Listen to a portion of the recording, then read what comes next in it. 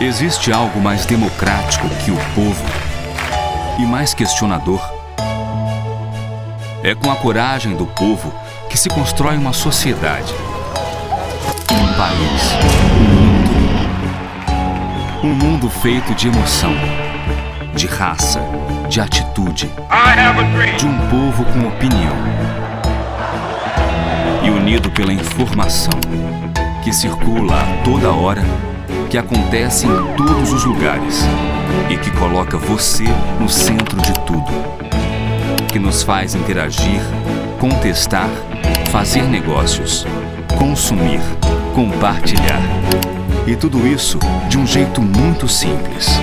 Hoje, agora, sem esquecer o passado, de olho no futuro. O povo, você presente.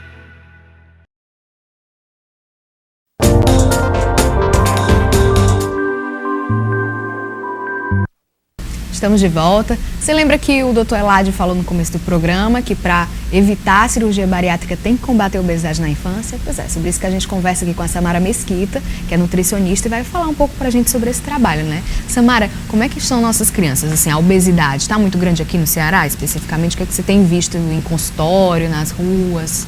Hoje a gente se depara com um quadro de transição nutricional, que a gente chama, né? A gente percebe uma diminuição naquele percentual de crianças desnutridas e realmente um aumento na questão da obesidade. Não só nas crianças, adultos, de uma forma geral. E esse quadro ele pode ser explicado por diversos motivos, né? Bom, só que o fato de você estar com obesidade não significa que você não possa também estar com carência em alguns nutrientes. Então, realmente tem sido um quadro bem prevalente. E como é que é? Assim, as mães têm levado as crianças para o nutricionista? E como é que vocês têm feito esse trabalho? É mais complicado lidar aí com as crianças? A gente observa que, de uma forma geral, o nosso costume é procurar o profissional de saúde para tratamento, quando na verdade o nosso olhar ele tem que ser um olhar mais preventivo, né? Então, geralmente as mães já chegam com encaminhamento, porque alguns exames já deram alterados. A gente tem crianças que bem cedinho a gente já tem triglicerídeo alterado, aumentado, colesterol aumentado, né?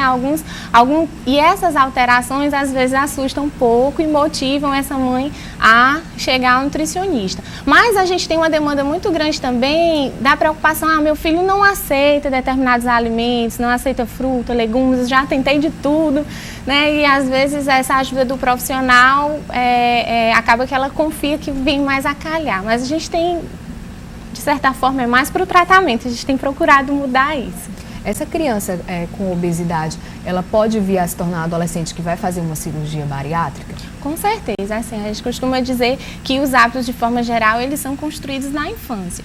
Então, a criança, ela reproduz muito do que ela vê, não só em casa, mas em todo o ambiente social dela. Na escola, né, os próprios amigos, a família de uma forma geral, não só aquele núcleo familiar com quem ela mora, é a avó que passa o final de semana na avó, na casa do avô. Então, ela reproduz muito isso, né? E como na infância é aquele período em que a criança ela está mais aberta, ela é uma esponjinha, ela está sugando tudo aquilo que ela está observando. A tendência a ela reproduzir isso tardiamente, na adolescência, chegando na fase adulta, também é maior. E existe um detalhe que quando a criança está no período da primeira infância, aquele período de até 2 anos, a gente tem uma multiplicação das células que armazenam a gordura no corpo. E à medida que a criança ela vai crescendo, essas células elas não se multiplicam mais, e sim elas só aumentam ou diminuem de tamanho. Então, se ela é um bebê acima do peso, ela vai ter um número maior de células para armazenar gordura, e a facilidade que ela tem de ganhar mais peso lá na frente é maior. Então, pais, vamos evitar aquele bebê cheinho, gordinho. Com várias dobrinhas, né? Que a gente, assim, que por muito tempo foi sinônimo, né? Associado sinônimo de saúde, então... Não é mais o ideal, né, Samara? Pode ser um futuro... a gente tem que estar atento à qualidade, não só à quantidade, né? Comer em grandes quantidades, aquele mingau bem grossinho com muita massa que a gente coloca para garantir, ou não quis comer muito bem, vamos dar um mingauzinho depois para garantir. Essa substituição, a criança ela já associa. Então, eu sei que Mãe, eu não vou querer, mas depois vem o meu mingauzinho que eu gosto. A gente às vezes acha que a criança não percebe ainda, mas desde muito cedo ela já faz essa associação, né? E você falou aí muito sobre o ambiente, né? O que a criança vê na família, né? Em outros espaços. Além dessa causa, né, do ambiente, existem outras causas da obesidade em crianças? Tem sim. O fator hereditário, por exemplo, né? Ele tem interferência. Por exemplo, se a criança ela já vem de pais que têm um sobrepeso no histórico de obesidade, a gente também tem uma tendência para que a criança ela desenvolva a obesidade mais fácil. A mulher na gestação, por exemplo, se ela ganha muito peso, que o ideal é entre 9 a 12 quilos para que a mulher ganhe durante a gestação. Então, se ela ganha uma quantidade de quilos muito acima disso, tem mulheres que desenvolvem, por exemplo, a diabetes gestacional no período da gestação. Então, a probabilidade também dessa criança já nascer com sobrepeso é muito grande, né? Então, realmente é uma somatização de fatores. E como é que é uma dieta voltada para uma criança? Como é que vocês fazem isso? A gente foca bastante na questão da educação nutricional, então a gente também não pode fazer algo muito restrito, que você tire totalmente o que a criança gosta de comer. Então a gente procura o quê? Dar alternativas que sejam saudáveis, mas que sejam, acima de tudo, prazerosas. Então é um milkshake que você faz com um leite diferente, né? Sem usar a questão da gordura do sorvete. É um sanduíche que você incrementa, faz uma carinha, usa os tomates, a cenoura, a salada para dar um visual diferenciado. E, acima de tudo, a gente trazer essa criança como coadjuvante no tratamento. Então, a partir do momento que essa criança é consciente de quão é importante ela se alimentar de forma saudável, a gente consegue um resultado bem mais efetivo. E além delas, os pais, né? Porque pelo que você citou aí, os pais são bem grandes culpados, né? No caso da gestação, no caso do exemplo, né? Agora, assim, a gente tem um campo muito bom hoje, que se tem trabalhado bastante, que é a educação nutricional nas escolas, né? Então, a criança, muitas vezes, chega em casa com todo aquele conteúdo que ela viu. Já entende tudo. E aí ela estimula os pais também a fazerem essa mudança. O pai, às vezes, o pai e a mãe já vem de anos e anos naquele hábito e vê, poxa, meu filho está me ensinando o que é saudável, o que não é.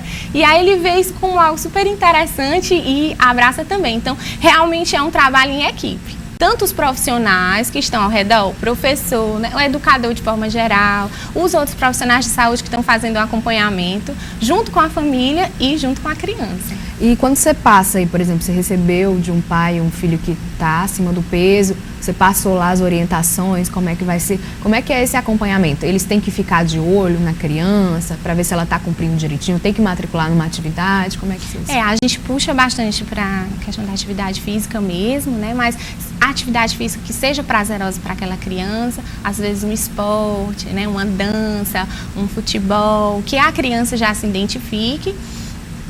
E a questão também, assim, da gente, quando a gente fica muito de olho na criança, a gente tem que ter um cuidado para que aquilo não seja um problema para a criança, né? Vire um trauma, tem que ser algo natural. Ela tem que fazer aquilo com prazer, porque se a refeição for um momento, não coma isso que você vai ficar gordinho, né? Tem aquela questão de você ficar fazendo com que a criança se sinta constrangida, okay.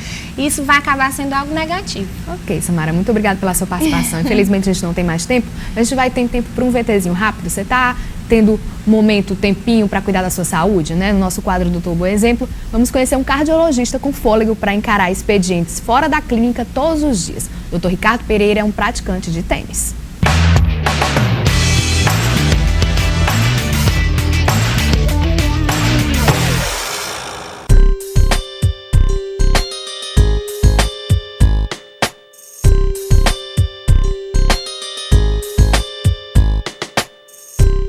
Meu nome é Ricardo Pereira Silva, eu sou médico, cardiologista, formado pela Faculdade de Medicina da Universidade Federal em 1986.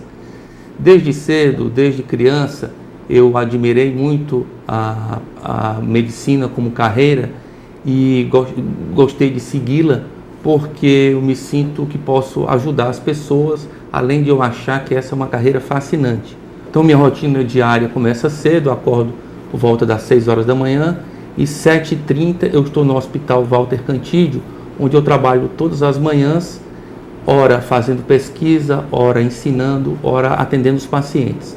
No período da tarde, eu atendo aqui na minha clínica, na Unicordes, que fica no Hospital São Mateus, onde eu faço exames, faço consultas e atendo até por volta de 7 horas da noite. Depois desse período, 7 horas da noite, eu vou fazer o exercício físico que eu tanto recomendo para os meus pacientes. A medicina, por ser uma carreira fascinante, ela me dá muito prazer. Dá tanto prazer que eu trabalho muito e não me sinto cansado. Isso já há 25 anos, que é o tempo que eu tenho de formado, não me sinto nem um pouco cansado.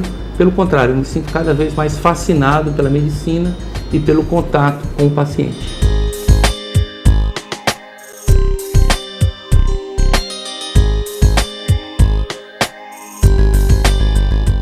Quando eu não estou na minha vida de trabalho, eu procuro jogar golfe, ou faço academia com musculação, exercício aeróbico, ou eu jogo tênis, que é o que eu estou fazendo aqui no momento na Academia Cearense de Tênis. O tênis, como os esportes de maneira geral, por haver uma liberação de endorfina, que é considerado como hormônio do prazer, eles dão uma sensação de bem-estar muito grande, que é isso que eu sinto e que eu proponho para que meus pacientes também sintam. Então esse é um exercício aeróbico que faz com que o indivíduo perca peso, que faz com que ele aumente sua resistência cardiovascular, que ajude a controlar a pressão, ajuda a controlar o diabetes, no caso dos pacientes que são diabéticos, ajuda a controlar os lipídios, as gorduras sanguíneas. Então é uma atividade que só tem benefício.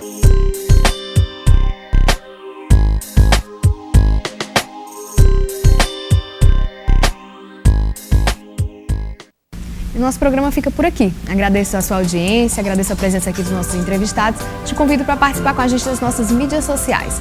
Uma ótima semana e tchau, tchau.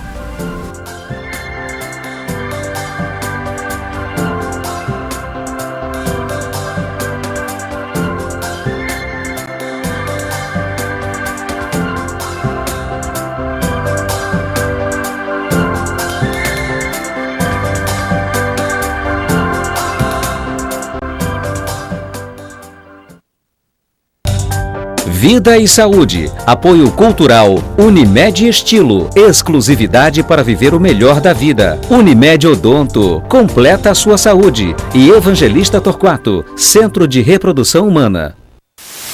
O povo. Você presente. É poder fazer as melhores escolhas para a sua vida.